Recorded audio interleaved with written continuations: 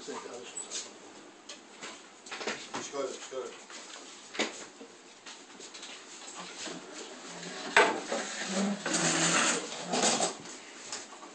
to bring to everyone's attention, our annual Malki, Misham is this Maisuri Shabbos, starts approximately at 10. It'll be very, very entertaining and very magnificent. His iris will have all sorts of, it will appeal to everything. Ruchnius, the Gashmius, a very nice meal. And this is one of the main functions that are the pillars of, financial pillars of our Bismedrish. We ask everyone to please come to bring their friends as well. This week's Sedra deals with what every Jewish home is Kashrus, which with Kashrus, with what a person is permitted to eat, what a person is not permitted to eat. And of course there's different, the shiurim, there's different measurements, what makes something unfit, not kosher, what makes something that is kosher, the different amounts of mixtures.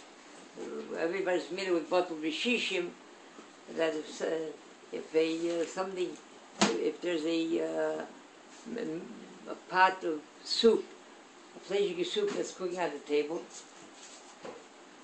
and there falls in there a dairy product, like some milk. So it depends if there's 60 times as much in the pot that's cooking, that's more than that.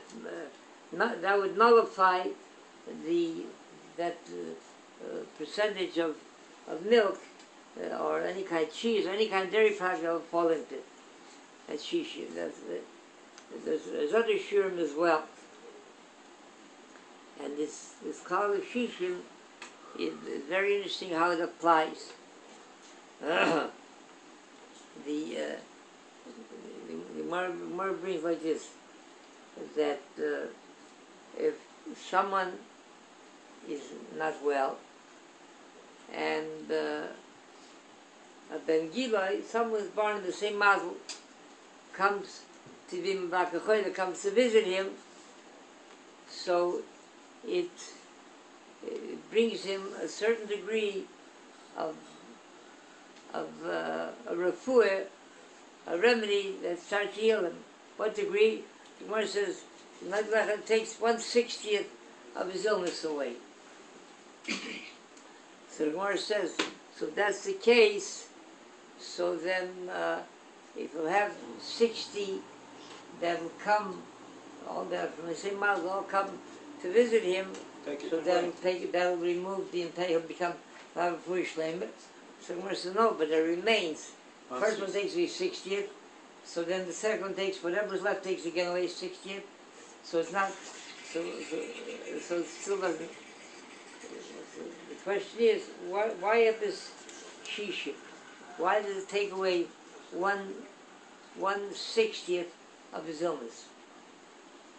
So interestingly, one person says, he says that because if there are only 59 parts left of his machle, of his illness, so whatever degree of refuah that he gains after that, it won't become nullified by the 59 parts that are left. And so he'll be able, upon this, he'll be able to build a complete refuah.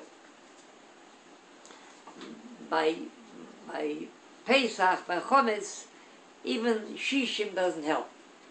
If there's Chometz falls into a pot and there's 60 times as much Pesach cooking in the pot, there is, by Pesach it's even a mushroom. It's the minutest amount that falls in, that makes the entire tray, chometz stick, and it can be it's brought down like this, that the Arizal, he said a cloud, that whoever can be that cautious and careful, whoever is nizer, the Mashu Chametz, a whole Pesach, that it doesn't pass his lips. Even a Mashu, the Manus Ma'al Chametz, a whole Pesach, Muftach Shaliach to Kol HaShalom. He'll gain a guarantee, a schus, a shield that will guard him, that the entire year he won't transgress, he won't do any averos. So the Welt, Zakashi. The Gemara brings like this. The Gemara brings that the story of the donkey of Pinchas ben Yoyer. So they stopped one time at an inn. Pinchas ben Yoyer with his donkey stopped at an inn, and they wanted to feed. They brought him barley, oats, what an animal eats. And the Gemara says he wouldn't eat it. He was hungry, he was traveling.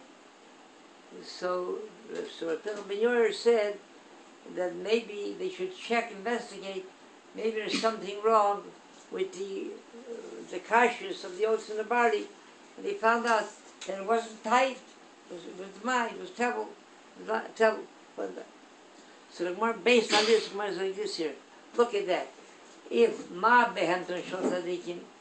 if even an animal of a tzaddik is in a Kodesh Baruch Hu, maybe it's a Kol Yodam, that the Bnei Yisrael watches that he doesn't, that the animal of a tzaddik doesn't eat something that's not fit for human consumption.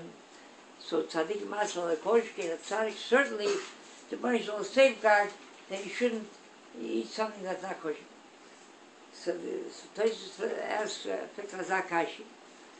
More brings that Ravami, one of the Amoraim, he by accident he drank before Abdullah. He drank, so he had something for Abdullah. You're not supposed to first make Abdullah with Tzui Shabbat.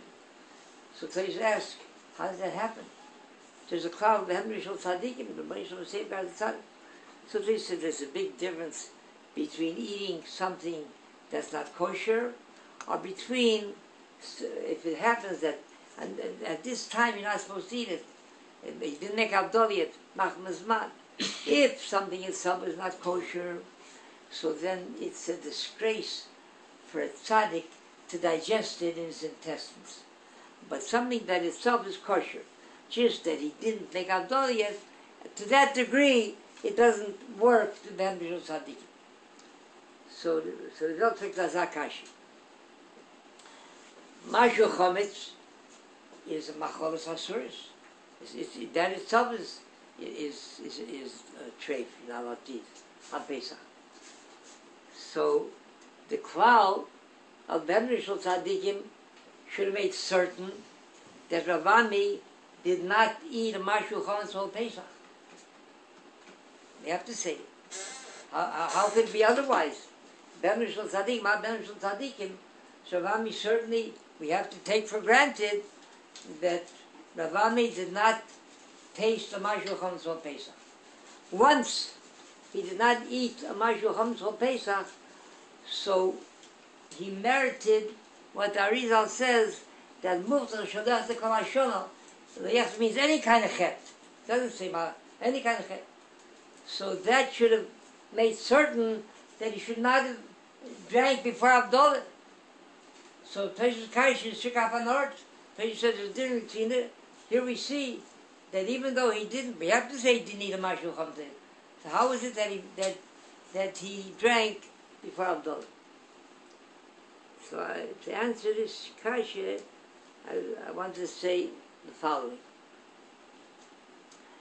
The Arizal's cloud, that whoever is careful enough not to eat a Mashu Chometz or Pesach, when does that go into effect, and how long does it last, that shmira, that safeguard, that special schus? We have to say that it begins on right nightfall Pesach, after Shkia on Pesach, first night of Pesach. And how long is it? And how long he has to be tested until he has to be tested throughout the whole Pesach, the whole 8 days of Pesach. Once he went through the whole 8 days of Pesach, so this that he was able, the whole 8 days of Pesach, I was careful not to eat it, so it was able, he was able, that'll gain him that safeguard, and it lasts until next year, not 12 months. It lasts him until Erev Pesach itself. Because if it's going to last him a full 12 months, so one Pesach will go into next, and then for his entire lifetime, if one time he's careful, the Ma'aseh Cholim, his entire life, he'll be, one Pesach will go into the other, one year will go into the other. So you have to say that it lasts only from Mitzrayim to Pesach until the next year of Pesach. So during Pesach itself, even though he did not eat a mashu chametz, but he still did not gain that special zkus because he's still in the middle of Pesach. So it could very well be that what happened, the case of Rabbi happened on Mitzvah Shabbos Chalamayit, on Pesach itself, Mitzvah Shabbos Chalamayit Pesach, where the whole Pesach didn't pass yet, so he didn't gain. He didn't go that to that test, and he didn't gain yet that special zkus. So everything is I'll call the Olam Kohen Bishol. Cholim B'Akai Shomer. Shas HaKadosh Baruch Hu Zakei Shel Yisrael. The Tzika Chibran Ter Mitzvah Shnamar. Adonai Chol Yisrael Tzidko Yagu Tzidko.